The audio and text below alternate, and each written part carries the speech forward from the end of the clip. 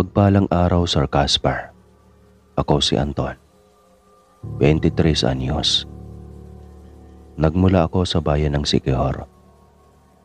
Ang kwentong ibabahagi ko sa inyo ay tungkol sa mga aswang na minsan ko nang nakasagupa.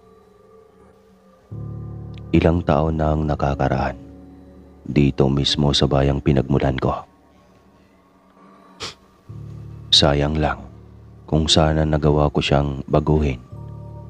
Marahil ay masaya kami ngayon. Alam kong hindi niya nakokontrol ang kanyang sarili kapag siya ay nagiging aswang. Ngunit, ano ba ang magagawa ko? Niyakap niya sa kanyang pagkatao ang nilalang na likha sa kadiliman. Tinanggap niya na walang mangyayari na pagbabago sapagkat isinilang siyang isang aswang. Bali ang aking ama ay isang albularyo. Bata pa lamang ako ay tinuruan na ako ni tatay na manggamot at gumawa ng mga pangontra laban sa aswang. Aniya, ang mga langis at sibat ang pinakamagandang bagay na pwedeng likhain ng isang albularyo para ipanlaban sa mga aswang. Tinuruan niya ako kung paano ito gamitin at ang mga pangontra para layuan kami ng mga aswang. Sapagkat sa mga bagay na ito lang umiikot ang aking mundo noon. Wala na kasi akong nanay. Bata pa lamang ako ay pinatay na din ito ng aswang. Ipinagbubuntis ng aking ina ang nakababata kong kapatid nang patayin siya ng aswang. Ilang beses siyang ginambala hanggang sa isang araw. Literal na inatake na siya nito. At nataon pang sa tanghali ang tapat. Ni walang nakatulong sa kanya. Dahil noong araw ay sakitin ako at hindi maiwanan ni tatay sa bahay. Nalaman na lang naming pumanaw na ang aking inay at kapatid nang balitaan kami ng isang tanod na nakakita sa kanyang katawan. Nag-iyakan kami noon ni tatay. Sa murang edad ko ay umiral kaagad ang kagustuhan kong gumante. Bigyang hostisya ang nangyari kay nanay. Pero lahat ng iyon ay kailangang paghandaan. Kadalasan sa mga aswang na nakasakupa ko ay ang mga aswang na dayo lang sa aming lugar. Nagpapanggap silang mga tao na nangangailangan ng tulong. Tapos kapag naawa ang isang tao sa kanila, tsaka nila gagapangin na parang hayop. Nagsimula lang ang lahat ng iyon nang dumating sa aming bayan si Rosalie. Maganda ang babae, maalindog at masyadong misteryosa. Gayunpaman, walang sino man ang mag-aakalang may tinatago pala siyang lihim tungkol sa kanyang pagkatao. Natuklasan na lang namin ang tungkol doon nang minsang mapagawi siya sa aming bahay para maghatid ng luto niyang suman. Ito ang kinabubuhay ni Rosalie, ang magtinda ng mga kakanin. Ang totoo niyan, isa ako sa kanyang mga suki. Masarap ang paninda niyang kakanin. Matamis at maraming latik. Ngunit lingid sa aming kaalaman, may mga hinahalo pala siya sa kanyang niluluto. Kaya naman kami ay muntikan ng naging katulad niya. Nagulantang kaming lahat pagsapit ng umaga. May natagpo ang bangkay ng isang kawawang bata sa likod ng simbahan. Wakwak ang dibdib at nawawala ang kanyang mga lamang loob. Nilalangaw na ito at umaalingasaw ang masangsang na amoy. Dahilan para walang sino man ang gustong mapalapit sa pinagkukumpulan ng mga tao. Napakunot-no ako. Simula sa aking pagkabata, ngayon lang ako nakakita ng bangkay ng kasing lupit ang natanamong kamatayan, kagaya ng nasa harapan ko ngayon. Di ang nanay ko nang pinatay ng aswang ay hindi naman ginaganito. Tila ba mas mabangis ang aswang na may sala sa nangyaring krimen ngayon. Napag-utusan ako ni tatay na magpunta ng simbahan para humingi kay Father ng holy water. Hindi ko inaasahang may matatagpuan na kaming trahedyang ganito. Kalunos-lunos ang sinapit ng biktima, kaya naisip ko, nakipaghabulan pa ito sa salarin bago siya napagtagumpayang patayin. Sa tingin ko, aswang ang may kagagawa ng kamatayan niyang ito. Otomatikong napalingon ako sa paligid. Kailangan kong mahanap ang taong gumawa nito. Malamang hindi pa siya nakakalayo kaya nang mapansin ko si Rosalie na nakatitig sa akin. Dito na kumabog ng malakas ang aking dibdib. Naalarmang nagmadali siya sa pag-alis pero kaagad ko siyang hinabol. Tinanong niya ako kung ano daw ang kailangan ko sa kanya at bakit ko raw siya sinundan. Hindi ako kaagad nakapagsalita. Naisip ko, napakawalang kwenta naman kung basta ko na lang siyang pagbibintangan. Gayong abala lang naman siya sa paglalako. Imbis na sabihin ko sa kanya ang nilalaman ng isipan ko, nagpasya akong iba na lang ang banggitin sa kanya.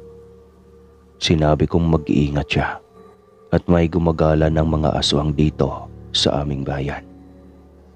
Inirapan ako ni Rosalie, sabay bira ng alis.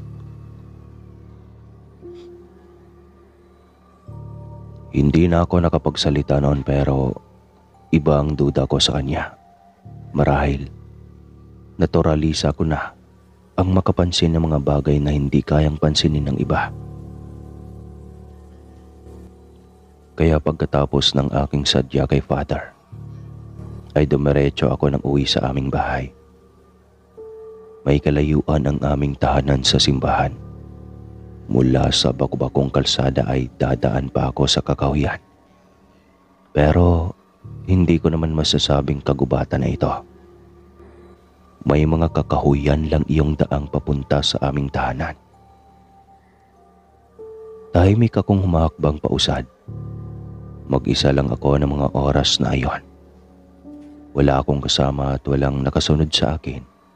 Una-unang maglakad. Payapa. Isa lang ang napapansin ko. Dahan-dahan nang lumalamig ang temperatura ng paligid. Kasabay ang unti-unting pagbigat ng aking pakiramdam. Napahinto ako sa paglalakad at nakiramdam sa paligid. May naririnig akong tawanan sa di kalayuan. Kaya naisip kong magmatsyag. Umakyat ako sa isang mataas na puno. Dito ko nasaksihan si Rosalie na naglalakad habang binabastos ng 3 lalaki. Sinusubukang umiwas ni Rosalie hanggang sa hindi na siya nakapagpigil nang lumabis na ang mga lalaki at nagbago siya ng anyo sa harap ng mga ito. Lahat ay nagulat sa kanyang naging anyo, maging ako man. Dinuro siya ng isa sa mga lalaki at pinagsabihang aswang. Maya-maya pa, nagkagulo na. Nakita ko kung paano umatake ang aswang palapit sa mga lalaki. Nakita ko kung paano umatake ang mga lalaki papalapit sa kanya na kay bilis niyang nagantihan. Pinagpapasan niya ang mga lalaki at ibinalya sa kung saan na dahil sa lakas ng pagkakahagis niya ay nababalian sa tuwing bumabalandra sa matigas na lupa o di kaya sa kakahuyan. Hindi na din nag-aksaya pa ng oras si Rosalie. Bago pa man makatakas ang 3 lalaki, ay agaran na niya itong nilantakan at tinanggalan ng balat kahit buhay pa. May pinutulan ng ulo at may binutasan ng tiyan, sabay hugot ng lamang loob. Wala akong nagawa kundi hayaan si Rosalie dahil masyadong delikado kapag kinalaban ko siya nang wala sa tamang oras. Siya pa naman yung tipo ng nilalang na magkakasakit hanggat hindi nakakain ng karne o laman ng tao. Dali-dali akong huminto at pinakaramdaman ang paligid. Sa tingin ko, walang sino man ang nakakita ng ginawa ni Rosalie maliban sa akin. Gusto ko siyang husgahan ngunit hindi ko naman siya masisisi. Kasalanan ng tatlong lalaking iyon kung bakit sila namatay. Mahilig silang mambastos ng mga bini-bini na tahimik lang kung maglakad. Mula noon, palagi ko nang minamatyagan ang babae.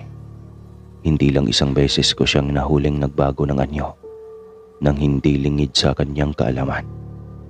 Kadalasan, kapag binabastos pa siya at sinasaktan kahit hindi man siya nangingialam. Ito ang dahilan kung bakit sa kabila ng naririnig kong mga bintang ng bawat residente kay Rosalie, ay ako ang nagtatanggol sa kanya. Naniniwala ako na may mabuti siyang kalooban, kahit pa isa siyang aswang. Isa lang ang hindi ko masasagot, yung tungkol sa kawawang batang pinatay sa likuran ng simbahan. Alam kong kagagawan ito ng aswang.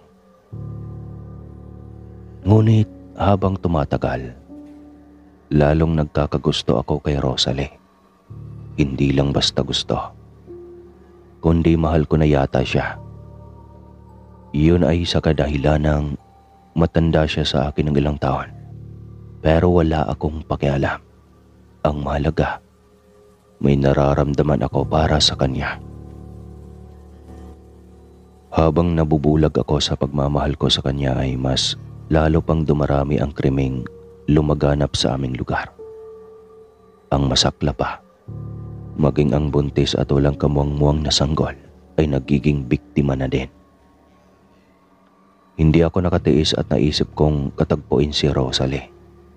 Nang mga panahong iyon, ganap na akong binata. Alam kong may mga bagay na kailangan akong malaman tungkol sa kanya. Nakasanayan na ni Rosalie na magbenta sa amin ng suman, kaya palagi kaming bumibili ni tatay. Ni walang napapansin ang aking ama kung anong klaseng nilalang ba ang babaeng palagi naming kinakausap. Nang mawala sa aming kinaroroonan ng aking ama, mahina ang boses na tinanong ko si Rosalie tungkol sa mga patayang nagaganap. Nanlaki ang kanyang mga mata, kumikibot-kibot ang labi at dahan-dahang namula. Pagak siyang natawa, tsaka ako tinanong kung pinagbibintangan ko raw ba siya. Umiling ako. Sinabi ko na wala akong pinagbibintangan kahit sino. Kaso lang nakita ko siyang nagbago ng anyo. Hindi lang isa, kundi maraming beses. Saksi ako kung paano niya pinatay ang mga taong nakakasalamuhan niya. Kung paanong ang kanyang mahahabang kuko ay hinimay ang mga laman ng kanyang biktima. Narinig ko kung paano niya nguyain ang bawat bakawan ng taong kanyang napagdiskitahan na parang halimaw kung makalapa. Dito na pumatak ang mga luha niya. Nagulat ako nang hindi niya itanggi ang kumprontasyon ko. Inamin niyang nagbabago siya ng anyo, ngunit hindi siya ang aswang na pumapatay ng inosenteng tao. Kung may pinapatay man siya, iyon ang mga taong walang ibang gawin sa buhay kundi mang-abuso at saktan ang mga katulad niya. Nasapo ko ang aking ulo, aniya.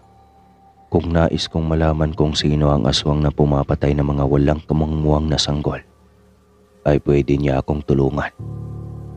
Basta ipapangako ko lang daw na mananatiling lihim ang tungkol sa pagkatao niya. Nagkasundo kami ni Rosalie. Tinulungan nga niya ako sa paghahanap sa kriminal na aswang. Ilang beses kaming kinabi sa daan. Ngunit, ewan ko ba, pakiramdam ko ay ligtas ako, nakapiling siya.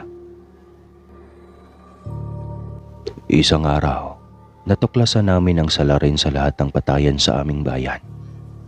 Isang matandang babae na naglalako ng mga mangga ang nakita kong nagbago ng anyo. Ang masakla pa, kapitbahay namin ito. Si Aling Mila.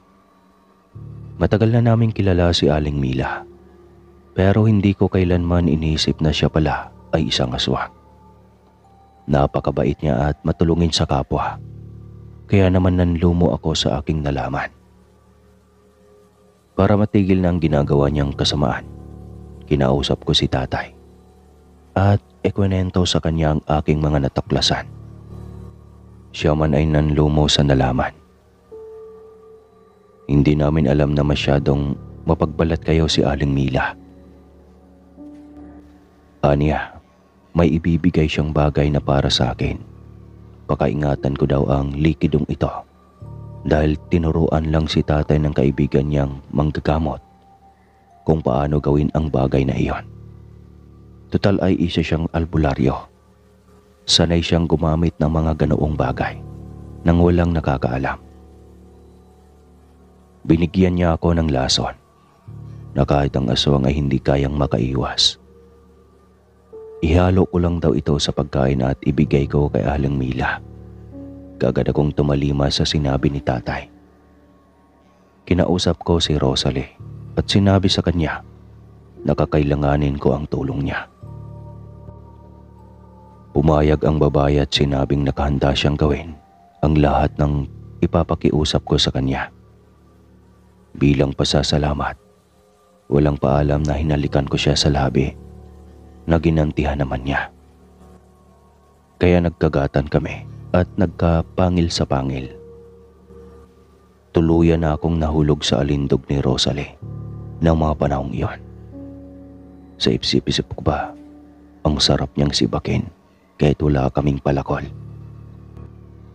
Siya ang pinagkatiwalaan ko sa pagbibigay ng pagkaing may gamot kay Aling Mila. Natuwa namang tinanggap ng matanda. Nang mga oras na iyon ay nasa bahay lang ako at naghihintay ng resulta. Ngunit hindi ko alam kung bakit parang hindi ako mapakali. Kaya palihim kong sinundan si Rosalie. Dito labis akong nagimbal sa mga bagay na aking natuklasan tungkol sa kung sino ang tunay na salarin at may kasalanan. Naabutan kong sapilitan pang isinubo ni Rosalie sa bibig ng nanghihinang matanda ang kapirasong suma na may lamang gamot. Malademonya ang tumawa si Rosalie. Sabay sabing tatanga-tangang aswang daw si Aling Mila. Hindi man lang niya napansin daw ang gagawin namin sa kanya. Ngayon daw masusulo na daw niya ang mga taong nais niyang patayin. Nagulantang ako sa aking mga narinig mula sa kanya. Hindi ko lubos akalaing may kinalaman pala siyang talaga sa mga patayan sa bayan. Sabi pa niya, kawawang Aling Mila raw kasi nadamay kahit na nahimik lang. Naikuyom ko ang aking mga kamao dahil sa labis na galit sa kanya. Hindi ko alam kung magagawa ko pa bang pakiharapan si Rosalie dahil sa kanyang ginawa. Malungkot na ibinuhos ko ang aking emosyon sa pamamagitan ng pag-iyak. Sobrang sakit ang ginawa niya. Ako ang pinagmukha niyang tanga. Nagpagamit ako sa isang palalong aswang. Ipinaalam ko agad kay tatay ang totoong nangyari. Siya man ay nagalit sa ginawa kong paglilihim sa tunay na katauhan ni Rosalie. Ngunit ngayon, kailangan ko raw bumawi. Hindi pwedeng hayaan ko na lang na gumawa ng krimen si Rosalie at pakikiramdaman ko lang iyon. Gumawa ako ng plano na alam kong mahuhulog sa sarili kong bitag si Rosalie. Sobrang hindi ko kayang tanggapin ang kanyang ginawa. Nasasaktan ako. Isang araw, ako naman ang nagluto ng masarap na putahe. Nagkunwari na umalis si tatay pero ang totoo ay nagtago lang siya sa ilalim ng aming kwarto. Nagkikaramdam at hinihintay ang pagdating ni Rosalie na nataong inimbitahan ko para sabayan ako sa pagkain. Dumating si Rosalie at hindi ako pinaghintay ng matagal. Alam kong balak niya akong patayin ngayon kasi narinig ko ang sinabi niya kay Aling Mila. Naghihintay lang daw siya ng tamang tiyempo. dahil may nalalaman daw ako tungkol sa pakikipaglaban sa aswang. Baka daw magapi ko lang siya. Imbis na ako ay kailangan siya ang maunahan ko. Kahit masakit ay kailangan ko siyang patayin para matigil na ang ginagawa niyang hindi makatao. Nang magkaharap kami, nagulat ako nang binalya niya ang inihanda kong pagkain. Aniya, hindi raw siya tanga para magawa kong lukuhin. Napatayo ako at sinubukang labanan siya. Ngunit kay bilis siyang nakapagpalit ng anyo. Naging isa siyang kahindik-hindik na aswang. Pinagkakalmot niya ako dahilan para magsisigaw ako sa labis na sakit. Ginusto kong humingi ng tulong kay tatay ngunit masisira ang aming plano kapag isinigaw ko na ang kanyang pangalan. Kaya naman naghintay ako ng tamang tiyempo. Ginamit ko ang aking mga natutunan sa pakikipaglaban. Inilabas ko ang aking punyal na yari sa pilak at puno ng puot na humarap sa kanya. Sa pagkakataong iyon, hindi na niya ako pwedeng saktan o lokohin. Tama nang nagbuwis ng buhay ang mga inosente dahil sa kanyang kasibaan. Hindi ko alam kung anong mayroon sa punyal na pilak at biglang natakot si Rosalie. Nanlaki ang kanyang mga mata at napaatras. Ngunit hindi niya ito ipinapahalata. Kaso lang, ako mismo ang nakahalata niyon. Nang muli siyang umatake sa akin ay hindi na ako nagaksaya pa ng panahon. Dali-dali kong sinaksak sa kanyang dibdib ang punyal na ikinatirik ng kanyang mga mata. Kaya pala takot na takot siya. Sa kadahilanang ito ang punyal na ibinabad namin ni tatay sa holy water. Ito din ang kutsilyo na nilagyan ni tatay ng gamot mula sa likidong binigay ng kanyang kaibigan. Kay bilis na naparalisa ang buong katawan ni Rosalie. Tumirik ang kanyang mga mata at bumula ang bibig. Ang kanyang anyong aswang ay nakakagulat na nalusaw hanggang sa wala nang matira, kundi ang basa na lamang na damit.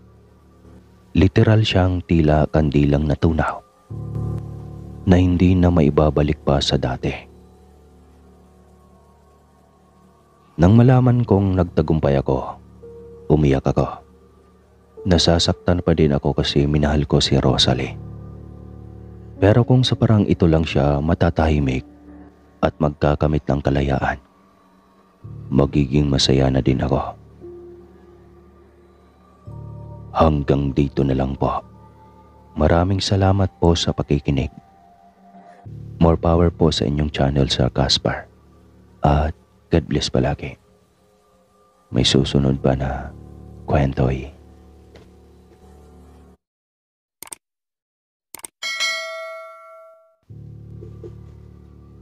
Mapagpalang araw, Sir Caspar. Itago niyo na lamang po ako sa pangalang Dande. 23 anyos.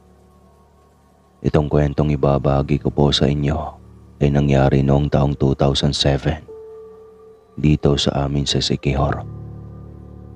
Bata pa po ako ng mga panahong ito. Akala ko mapapanatili ko na lamang na tahimik ang aking sarili para ilihim itong natuklasan ko tungkol sa aming angkan.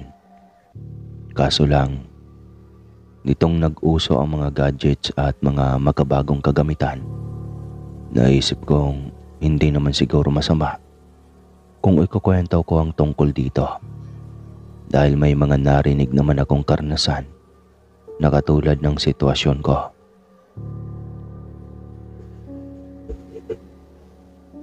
Hindi ko po itatangging bata pa lamang ako ay naniniwala na ako sa mga aswang. Kinatatakutan ko ang mga uri nila, maging sa lahat ng mga nilalang na likha sa dilim. Punteriya kasi nila ay ang mga babaeng nagdadalang tao o di kaya ay mga bata. Katulad na lang ng tiktik, mahilig sila sa mga buntis. Umaakyat sila sa mga bubungan at sinasadyang ilalaglag ang kanilang mga mahahabang dila para tikman ang kanilang biktima.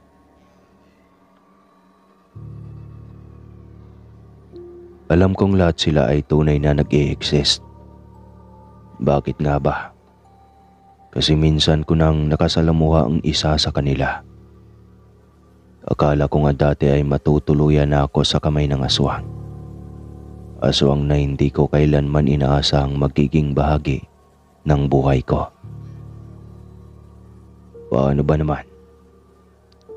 Ang aking malayong pinsan ay isang aswang. Iyon ang pinakatago-tago na lihim ng aming pamilya na ngayon ko lamang isisiwalat. Kung hindi ko nga lang natuklasan at nasaksihan gamit ang mga sarili kong mata, ang nasabing lihim ay malamang nakanganga pa din ako hanggang ngayon. Mahirap magtago ng lihim ng isang pamilya, lalo na't sangkot kami palagi sa mga patayan ng mga hayop, tao, at nakawa ng binuburol na bangkay na nangyayari dito sa amin. Minsan nga, naiinis na ako at ikinakahiya ang mga pamilya ng papa ko. Sa kanila nagmula ang mga aswang. Sa kanila kumalat ang dugong kasuklam-suklam. Nalaman ko ang tungkol dito nang minsang magkaisa kami sa ancestral house sa probinsya. Kaarawan iyon ni Lola. Lahat ng mga tiyahin ko at tiyuhin, maging kami ay obligadong bumiyahe pauwi para magkakita-kita kami. Hindi ko makakalimutan ang tuwa sa mukha ni Lola nang makitang dumating kami. Tila siya nanalo sa loto dahil sa laki ng kanyang ngiti. Ako naman ay ang mga pinsan kaagad ang aking hinanap. Ganito talaga kami. Kapag nagkakita-kita ay nagkakasamang maglaro. Paborito naming puntahan ang mga malalaking puno ng aratiles sa likod ng bahay. Sina Tio ay abala sa pagkakate ng baboy, kaya hinahayaan lang nila kaming maglaro. May isa akong malayong pinsan noon, si Ate Sally. Maganda at dalaga na si Ate Sally noon. Kaso lang hindi siya palakibo. Ilang beses ko na nga siyang sinubukang lapitan kaso lang tila iniiwasan niya ako, kaya hindi na din ako nagpumilit pa. Naglalaro lang ako noon kasama ang aking mga batang pinsan nang hindi sinasadyang makita kong nagmamadali sa pagtakbo si Ate Sally sa pinagtapunan ni Tio ng pinaghugasang dugo ng baboy. Akala ko kung ano lang ang gagawin niya. Nagkataon kasing maaga pa noong mga oras na iyon. Dahil sa tanghali na pag-usapan ni Lola na magpapakain sa mga kamag-anak na darating. Dahil nagtataka ay sinundan ko siya kahit medyo napapalayo na kami sa bahay. Nararamdaman ko ring may mali sa mga ikinikilos niya. Nang makarating kami sa batis kung saan itinapon ng ilang pinaghugasan at mga parte ng karni ng baboy na hindi may isasama sa pagluluto ay huminto siya at lumingon-lingon pa sa paligid. Para bang tinatansya niya kung may tao o wala malapit sa kinaroroonan niya. Biglang nagsuka si Ate Sally nang mapatitig siya sa nagkalat na mga hilaw na karne sa gilid ng batuhan. Kulay itim ang inilabas niya mula sa bibig, kaya napatakip din ako ng aking muka. Bigla akong nandiri at nahilo nang malanghap ang amoy masangsang sa hangin. Para itong pinaghalong nakakasulasok at naaagnas na bangkay. Umatras ako at tahimik na nagkuble nang makitang lumingon siya sa paligid. Natakot ako sa isiping baka makita niya ako. Hindi ko alam kung ano ang nangyayari sa kanya. Basta nasindak na lang ako nang makita kong hinubad niya ang kanyang damit. At walang iniwan kahit man lang nakatiting na tatabing sa kanyang kasilanan. Pagkatapos, gumapang siya sa batuhan. Parang asong dahan-dahan na nilalapitan ang nakita niyang pagkain. Walang habas na iningud-ngud niya ang kanyang mukha sa dugo ang bagay na iyon sa batuhan. Noong mga oras na iyon ay hindi ko maiwasang mandiri. Nakaramdam ako ng matinding takot na lumukob sa aking buong pagkatao. Alam ko ang nakita ko ng mga oras na iyon, kaya gayon na lang ang kilabot na nadarama ko. Kitang-kita ko kung paano niya nilantakan ang mga nakakadiring bagay na iyon hanggang sa maubos. Nanginginig na napatras ako. Tsaka naman dumating ang aso ni na Lola na si Bang. Gayon na lang ang pagkahol nito ng sobra-sobra.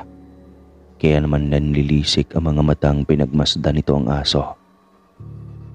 Nang makita kong wala nang natitira sa batuhan, ay tumingala ang aswang na si Ate Sally. At basta na lang dinambahan si Bang na hindi na nakapiyok nang basta na lang siyang lapain ng aswang. Mas lalong nanlaki ang aking mga mata nang makita kong parang papel na pinunit ni Ate Sally si Bang at sarap na nilantakan iyon. Mas lalo akong nataranta sa aking nakita, kaya nanginginig na dumampot ako ng bato at sinubukan siyang i-distract nang sa gayon ay magawa niyang lubayan si Bang. Hindi ko alam kung paano ko ipapaliwanag kay Lola ang nangyari. Alam kong ikawawasak ng puso niya kapag nadiscover ang nangyari kay Bang. Naalerto si Ate Sally at kaagad na iniwanan ang nakabuyangyang na katawan ni Bang sa lupa. Mangyak-ngyak na lumabas ako sa aking pinagtataguan nang mawala siya sa aking paningin. Dali-dali akong umuwi sa bahay. Hingal na hingal ako sa kakatakbo. At basa ng pawis ang buong muka, pati buong katawan. Gusto kong isumbong kay Mama ang nakita kong nangyari kay Ate Sally. Pero hindi ko alam kung paano ba ito masisimulan. Baka sabihin kung ano-ano na lang ang nakikita ko. Kilala pa naman nila ako bilang matatakotin at maraming alam tungkol sa mga kababalagan. Kahit wala naman talaga akong nakikita. Namumot lang humakbang ako paakyat sa aking kwarto nang makasalubong ko si Mama. May dala siyang mga plastic na may lamang candy at biskwit na ipapamigay niya sa mga pinsan ko. Nanlalaki ang mga mata niyang napatitig sa akin at pinasadahan ng tingin ang nanlilimahid kong itsura. Saan daw ako galing? At bakit marumi daw ang aking damit? Hindi ako nakapagsalita agad. Mas lamang kasi ang lakas ng kabog ng aking dibdib. Pinandilatan niya ako ng mga mata at saka sinabing magpalit ako ng damit. Tumalima ako pero yung takot ko sa nadiscover ko kay Ate Sally ay hindi pa din mawaglit sa isip ko. Naging maayos naman ang selebrasyon ng birthday ni Lola. Kaya lang napapansin ko ang kanyang pagkabalisa. Dahil hindi na niya nakita si Bang na paborito niyang aso. Hindi na ito umuwi kinagabihan. Muli kong nakita si Ate Sally pagsapit ng hapon. Habang tinititigan ko siya ay hindi ko lubos maisip kung paano niya nagagawang maging kaswal. Gayong pinatay niya ang paboritong aso ng aming lola. Nagkasalubong kami nang papasok na ako sa aming kwarto. Kinakabahan ako at namutla ng titigan niya ako. Parang hindi niya mahalatang natatakot ako sa kanya. Yumuko ako at nagpatuloy sa paglalakad. Kaso lang, tinawag niya ako kaya napatalon ako sa gulat. Umalakhak siya at sinabing para raw akong hinabol ng aswang. Bakit daw ba parang mabilis akong nervyusin? Mabait naman si Ate Sally. Hindi ko lang matanggap na may ginagawa siyang kababalagan. At ang masakla pa ay hindi ito alam ng mga kasama namin sa bahay. Tumitig ako sa kanya at napansin ang paglihis niya ng tingin. Pinagdiskitaan niyang pagmasdan ang kanyang mga kuko. Para wag siyang makahalata, tumikim ako at hilaw ng ngumiti. Sabay-sabing wala namang problema at kinakabahan lang ako kasi baka hinahanap ako ni Mama. Napataas ang kanyang kilay at hindi na nagsalita. Nagpaalam na siya sa akin na matutulog, pero nagtaka ako nang mapansin ang paglalakad niya papunta sa labas ng bahay. Hindi ako mapalagay kaya naman kahit natatakot ako ay naisip ko siyang sundan. Lumabas din ako at nadaanan pa sina Mama at Tita. Naabala sa pagsusukatan ng mga bago nilang biling damit. Abala sila sa pagtatawanan kaya sinamantala ko ang pagkakataon. Lumabas din ng bahay para sundan siya. Patalilis na naglakad si Ate Sally papunta sa kagubatan. Panay ang lingon niya sa likuran na para bang sinisigurong walang nakasunod sa kanya. Kaya gayon na lang ang pagsusumiksi ko sa tuwing may mga napapansin akong panaka-naka niyang paglingon.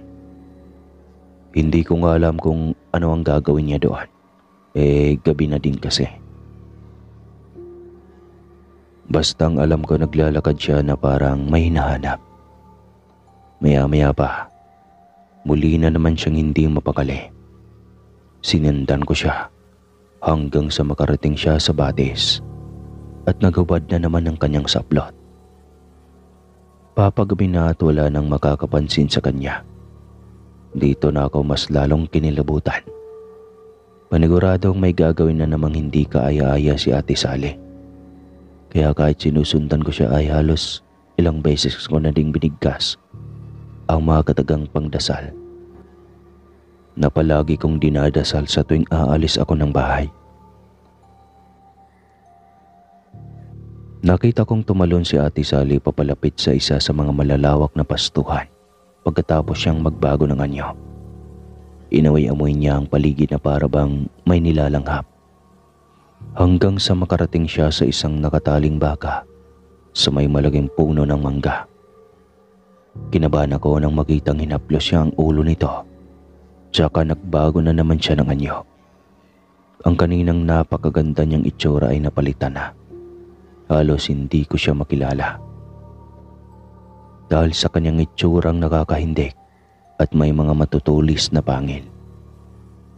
Ang mahahaba niyang buhok na tila ba gumagalaw sa ere ay nakakakilabot pagmasdan.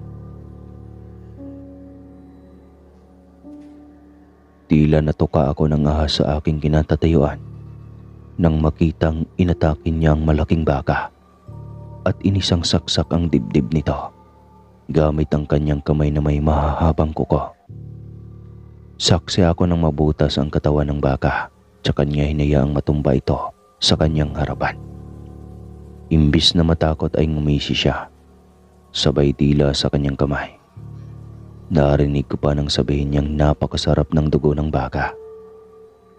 Walang habas na winakwak niya ang tiyan nito at tinanaw niya ang mga lamang loob. Sumirit ang dugo nito na hingal naman niyang itinapat sa kanyang bibig, kaya kumalat ito sa kanyang muka. Tila siya sanggol na uhaw. Kasunod niyang hinugot ang mga lamang loob at sarap na sarap niyang kinain ang mga iyon. Napapapikit at animoy naglalakbay ang diwa niyang inunguya ang mainit-init pang atay. Kumabog ng malakas ang aking dibdib. Sumagi sa aking isip ang katanungang ito na nga ba ang aswang? Ganito ba talaga ang aswang? Sa tingin ko, mas nakakatakot pala siya sa personal kaysa sa palabas. mas nakakadiri at makapanindig balahibo. Maging ang kanyang panguya ay abot hanggang sa aking pandinig. Tutok ang bibig na umalis ako sa lugar na iyon at nagmamadaling umalis. Bahala na kung hindi ko matapos na panoorin ang kanyang ginagawa. Kaysa naman hintayin ko siyang matapos at nakakatakot naman pala ang kanyang ginagawa. Kinabukasan, maaga pa lang ay nagkakagulo na ang mga kaanak ng kapitbahay naming si Aling Sita. Nakita daw kasi nilang nakahandusay ang kanilang hayop at patay na. Sa kanya pala ang bakang nilantakan ni Ate Sally kagabi. Galit na galit ang mister nito na si Mang Pedro. At sinabing kung aswang man ang may kagagawa ng pagpatay ng kanyang hayop, ay humanda raw ang mga ito. Hindi siya makakapayag na hindi makaganti, lalo na at alam na niyang ang mga ganong teknik ng pagpatay ay aswang lamang ang kayang gumawa. Hindi man lang daw makatao. Umuwi ang anak ni Mang Pedro na si Ella, isang guro na nagtatrabaho sa Maynila. Nang dahil sa baka ay umuwi ang babae, kaya naman mas lalong lumakas ang loob ng kanyang mga magulang. Nag-alok si Ella na bibigyan ng malaking pabuya ang kung sino mang makapagturo sa salarin. Kaya nanginginig na iniisip ko kung isusumbong ko ba kay mama ang lihim ni Ate Sally. Kapag napag-uusapan kasi nila ang tungkol sa aswang ay nais kong manliit. Sina tita ay wala man lang kaalam-alam sa nangyari. Ngunit si mama ay tahimik lang. Nagigilty tuloy ako. Pagkaramdam ko may alam siya, kaso ayaw niyang magsalita. Sa huli ay nagdesisyon akong ukwento kay mama ang nakita ko. Sinadya kong pumasok sa kanilang kwarto ni Papa. Nang maging abala ang lahat, kaya naman nang ipagtapat ko ang aking nalalaman, ay gayon na lang ang panlalaki ng kanyang mga mata. Bakit ko raw ba nagawang umalis at sundan ang aking pinsan? Gayong masyadong delikado ang ginagawa ko. Nilapitan niya ako at pinagsabihang wag na wag ko raw ipagsasabi kahit kanino ang nalalaman ko. Kapag nalaman ng mga tao ang lihim ni Ate Sally, ay tutugisin raw siya at baka patayin. Mukhang matagal nang alam ni mama ang tungkol doon, pero pinananatili niya itong lihim sa takot na baka may mangyaring masama kay Ate Sally. Ayaw niyang ito ang panimula ng away nila Papa. Pumayag ako sa pakiusap ni mama na manahimik na lang.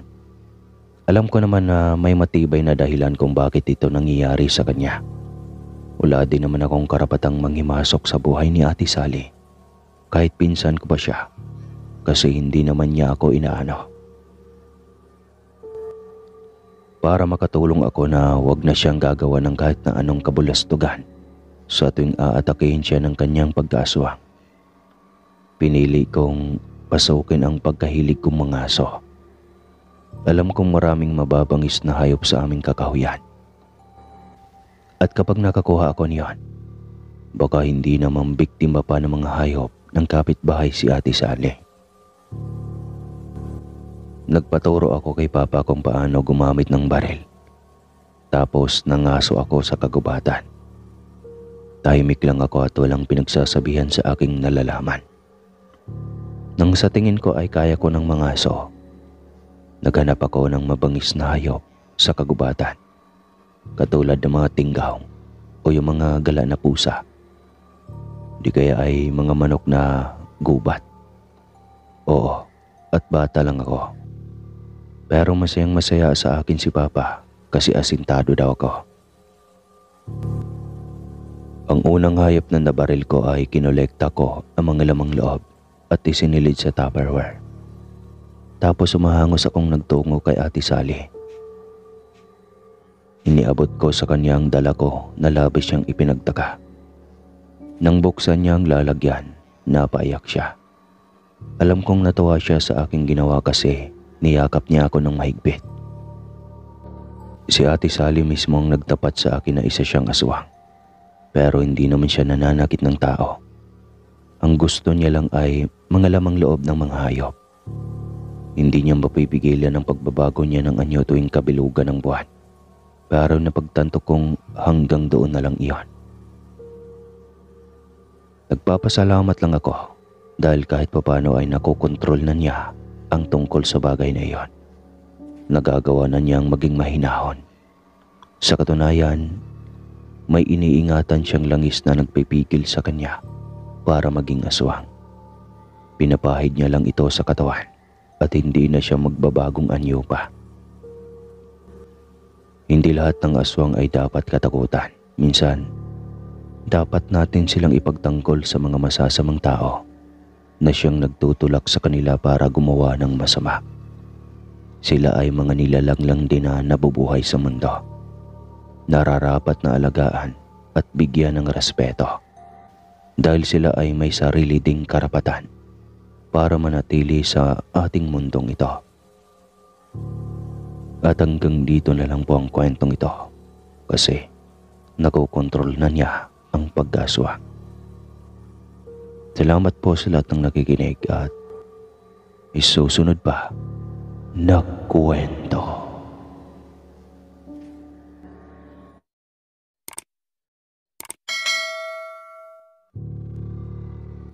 Mapagpalang araw, Sir Casper. Itago niyo na lang ako sa pangalang Rina. Ako ay 27 anyos. Isa akong teacher na naka-assign dito sa isa sa mga baryo sa Siquijor. 3 taon na ako sa serbisyo. Masaya naman ang aking trabaho at maayos kong natuturuan ang aking mga estudyante.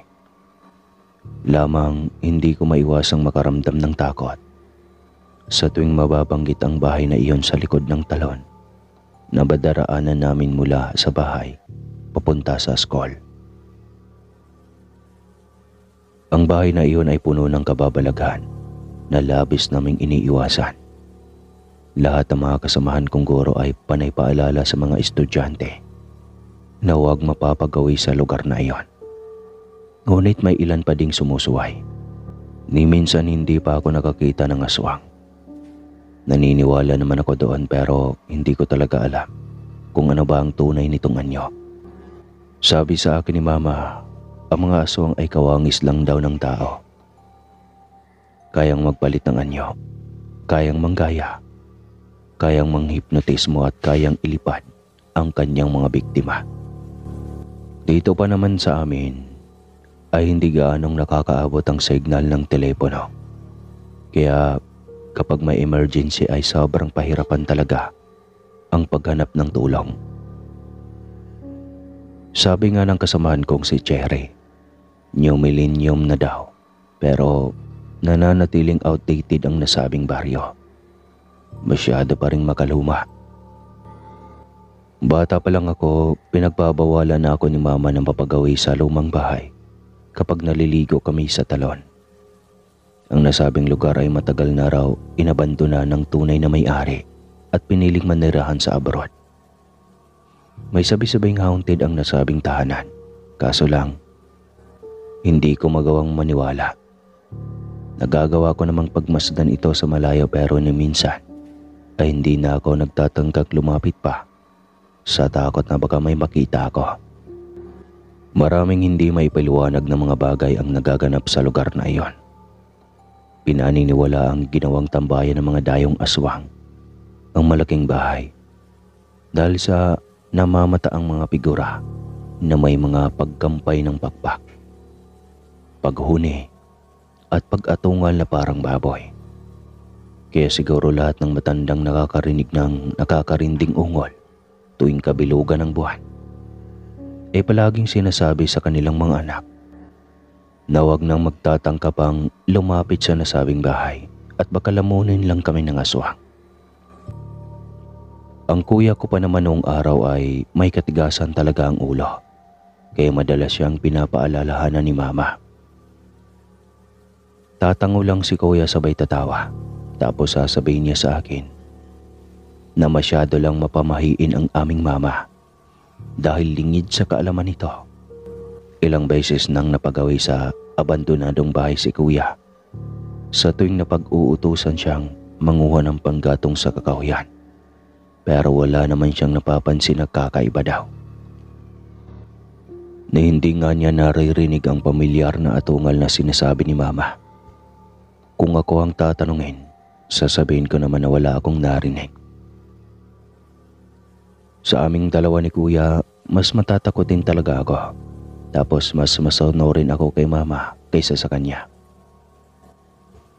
Yung nanay pa naman namin ay parang kasing haba ng mesa tuwing linggo. Ang litanya kapag nagsermon. Minsan hindi ko may iwasang sumuway sa utos ni mama. Ito naman kasing si kuya, kapag ginustong mag-shortcut ay talagang doon kami mapapadaan. Kaya naman para maiwasan ko ang makarinig ng nakakahindik na mga bagay na sinasabi ni na mama, ay nagtatakip ako ng tenga sa tuwing napapagawi ako sa nasabing lugar. Bulakbol si kuya at palagi kong binabantayan. Ako pa itong nagmistulang ate sa aming dalawa. Kaya lang kapag sadyang nasa kapalaran na talaga ng tao na may mangyayari sa kanya, ay wala talagang magagawa kahit ang aking pagiging maingat sa kanya. Isang araw noon ay nagkating klase si kuya. Nagpaalam naman siya sa akin pero hindi sa mga guro namin. Sabi niya, papasok siya sa malaking bahay at sasaglit lang daw siya.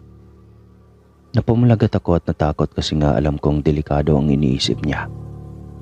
Kaya lang matigas talaga ang ulo ni kuya.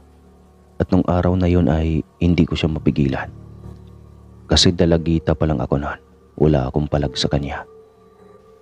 At yun nga, nagpumulit siya hanggang sa maging ako ay napasama na sa kanya. Pati ang kababata niyang si Justin ay sumama pa sa amin.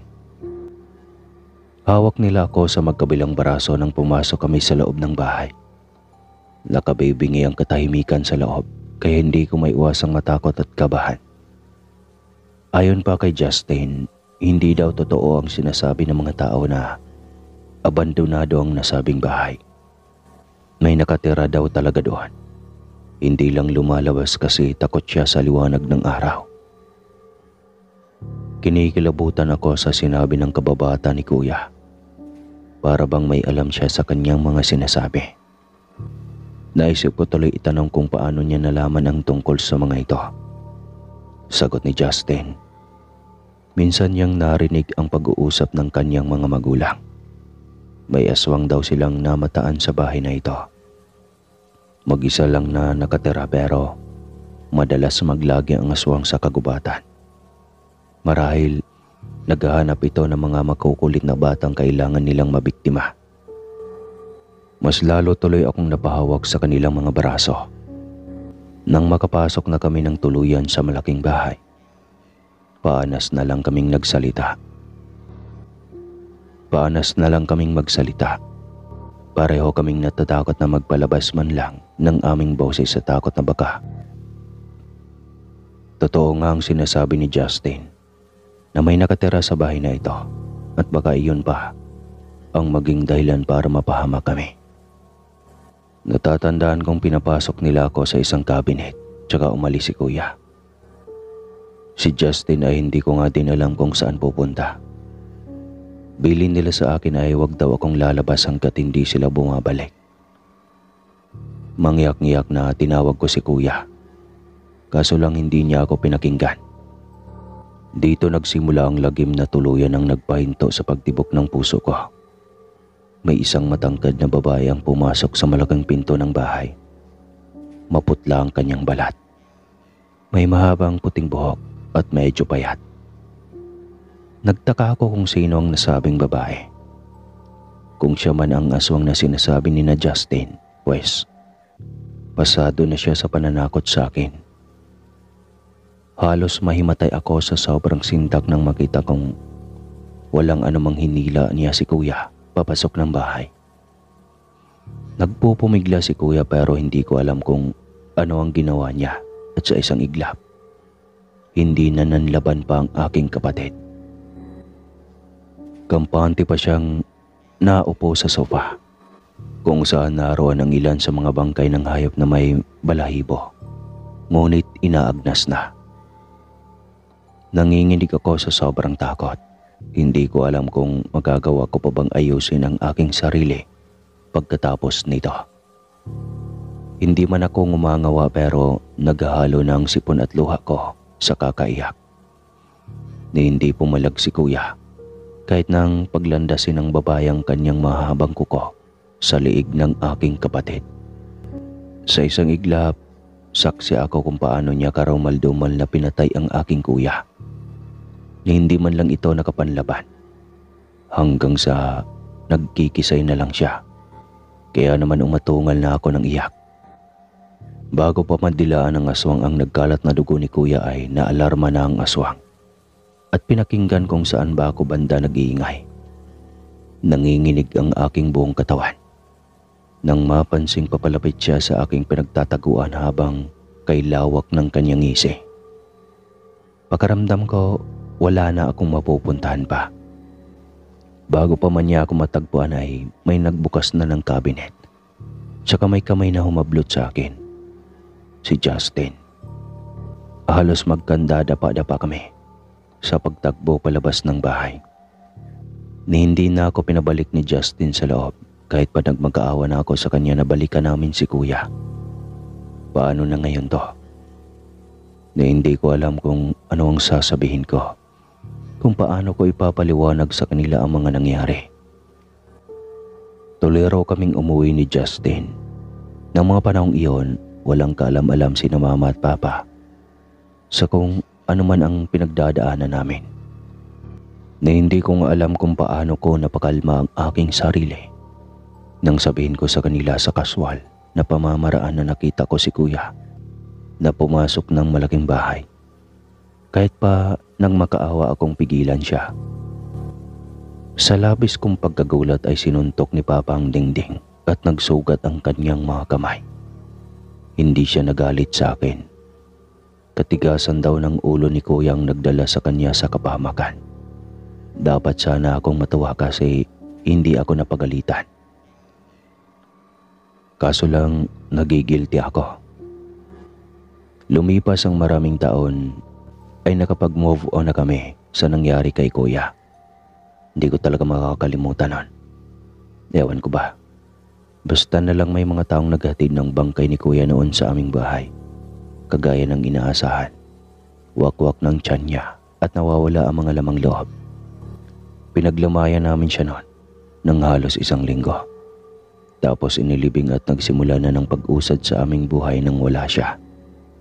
Mula noon, ingat na sa akin sina mama. Palagi nila akong pinapaalalahanan na huwag pupunta sa malaking bahay dahil delikado. Marami daw elementong nakatira doon.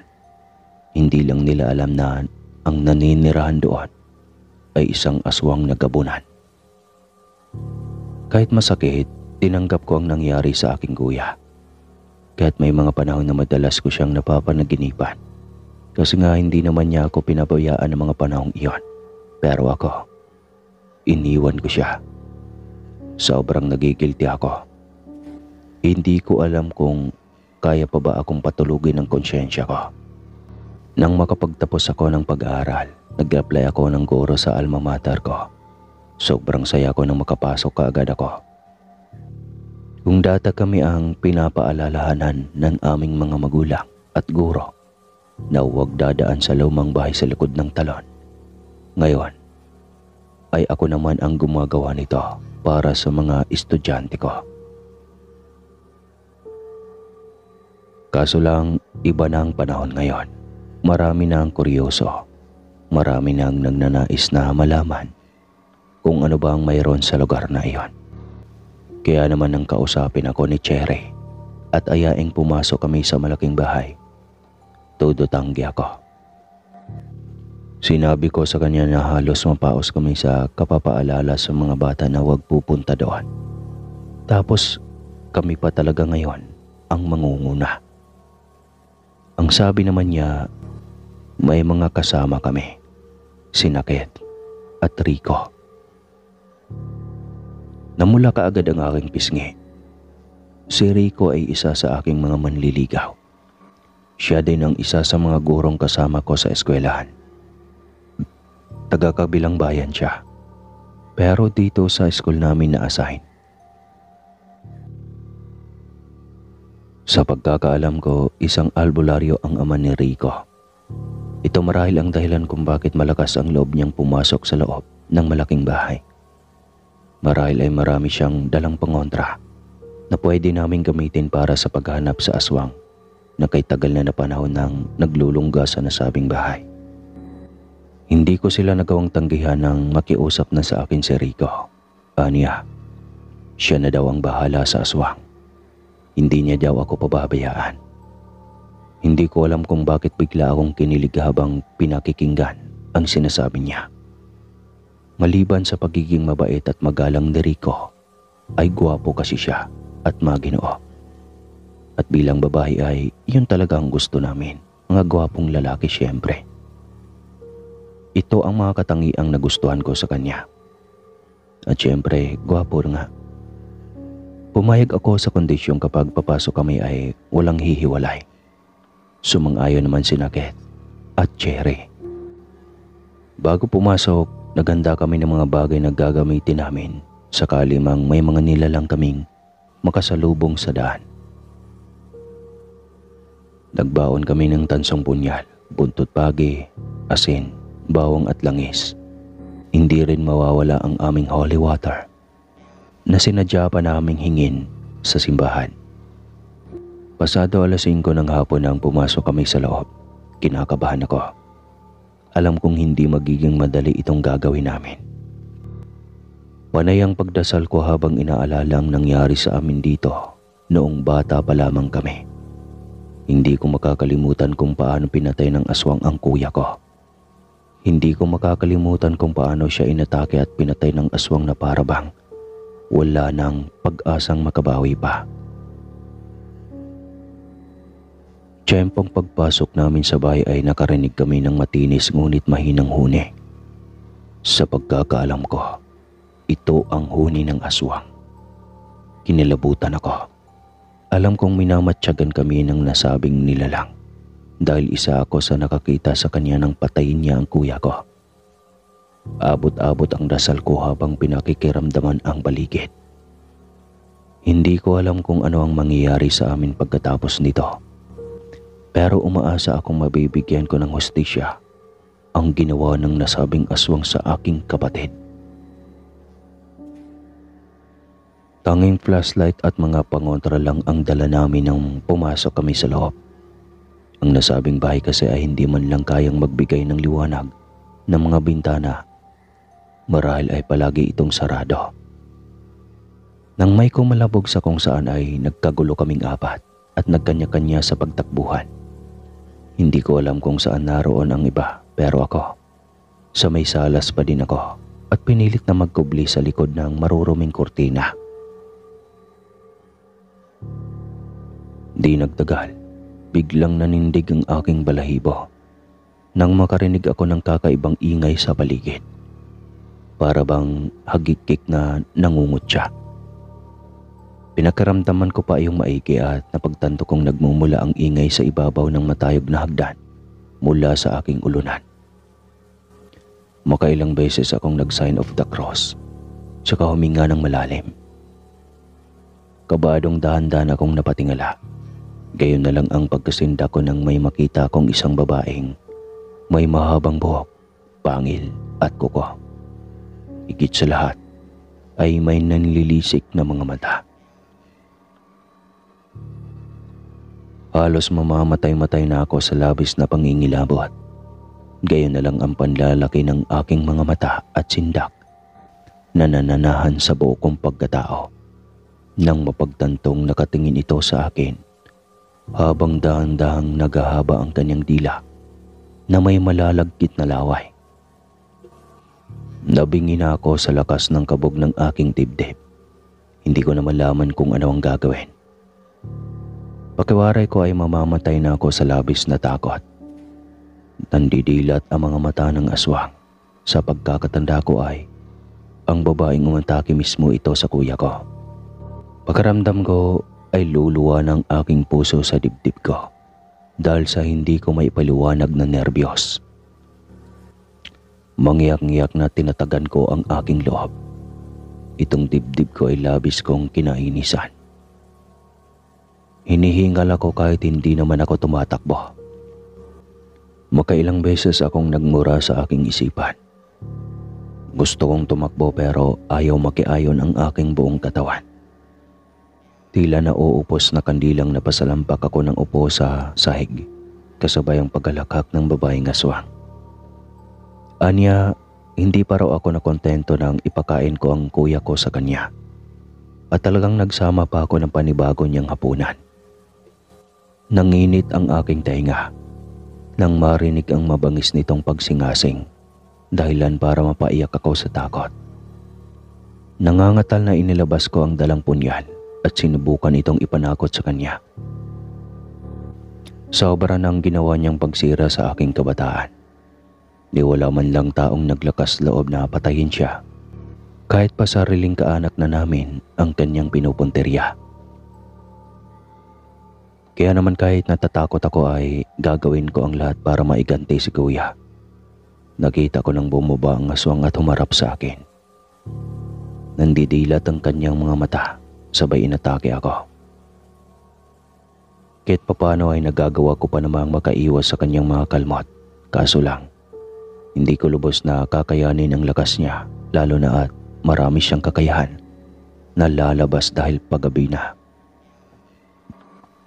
Nagawa niya akong ibalya, kaya napaungol ako sa sakit nang tumama ako sa semento. Nakahanda na sana siyang patayin ako. Ngunit isang mahabang buntot pagi ang basta nilang pumulupot sa kanyang mga kamay, dahilan para maputol ang mga ito. Napasigaw ang aswang at lumingon sa may gawa niyon sa kanya, si Justin. Galit na hinarap ng aswang si Justin, ngunit hindi man lang niya nagawang makaganti. Bago pa man siya makaatake ay nagawa ng ibato ni Justin sa kanya ang isang punyal na yari naman sa pilak. Tumama ito sa kanyang ulo, tsaka siya walang buhay na bumagsak. Inalalayan ako ni Justin, anya. Nadaig siya ng takot noon at dapat noon pa daw niya iyon ginawa. Marahil huli na ang lahat. Ngunit hindi ko magagawang hindi magpasalamat kay Justin. Binigyan niya ng hustisya ang pagkamatay ni kuya. Nakauwi kami ng ligtas noon at ilang araw din ay may nakasumpong sa katawan ng aswang dahil nangangamoy ito. Hanggang ngayon ay hindi pa rin namin sinabi ang tungkol doon at nananatiling sekreto ang lihim na ito. Hanggang dito na lang po. Maraming salamat at God bless po sir sa inyong channel. At maraming salamat sa mga hindi nakakalimot mag-subscribe.